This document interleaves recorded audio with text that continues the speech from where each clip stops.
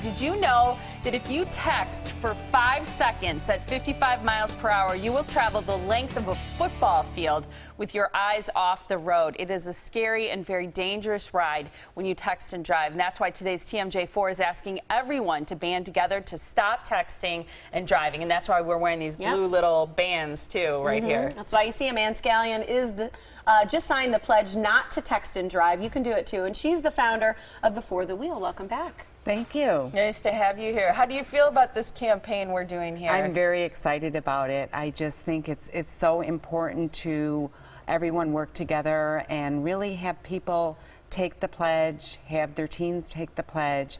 Anytime somebody puts in that effort where they acknowledge and they make a public, you're really making a public statement that you believe that people should not be texting and driving. Anyone, you know, who we love, how do we get them to kind of just take that pledge and truly feel like what we're saying or talking about is going to make a difference? I think sometimes it's helpful to take it kind of in the broader context instead of saying to a teen, don't do this, do this. It's more like in a broader context, sometimes you can bring up a story that everyone's outraged about. And over the last couple years, we've heard of one big train accident and one or more bus accidents where the driver was texting and driving or talking on a cell phone. Anyone who hears that story, I've seen teens, they're outraged by it.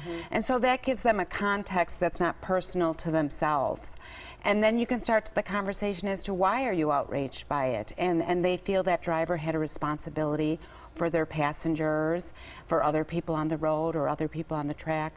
And so it kind of gives you an opportunity to start a conversation that isn't connected to them. And when they can see that broader context and understand that we all have that shared responsibility, it's also a shared trust. When you go into a stoplight, if you're not concentrating and you keep going, there's a lot of people who are going to be hurt in addition to the people in your own car. I think kids today are so used to multitasking, though. I see it while they're doing homework. I see it even while they're with friends. They're texting, they're talking, they're listening to music. They do it probably at their jobs. I worry that, and they're in an age where people, friends especially, expect immediate access to them. And I think it's really hard for them to put down the phone, whether it's texting or talking, while they're driving.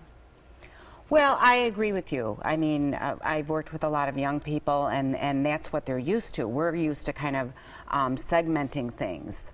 And so one thing that may be helpful if you ask them, why don't you take this week and go to, if you're in soccer or basketball, and you can text while you're, sitting there on the bench, or your coach calls you out, just bring your phone out and everything.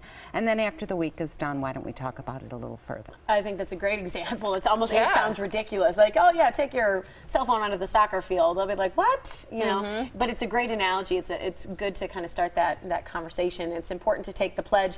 You can do that as well. You can band together with us here at today's TMJ4 and band together with those you love to stop texting and driving. You can also enter to win an iPad mini by taking that pledge on our website. Just like today's TMJ4, take the pledge not to text and drive.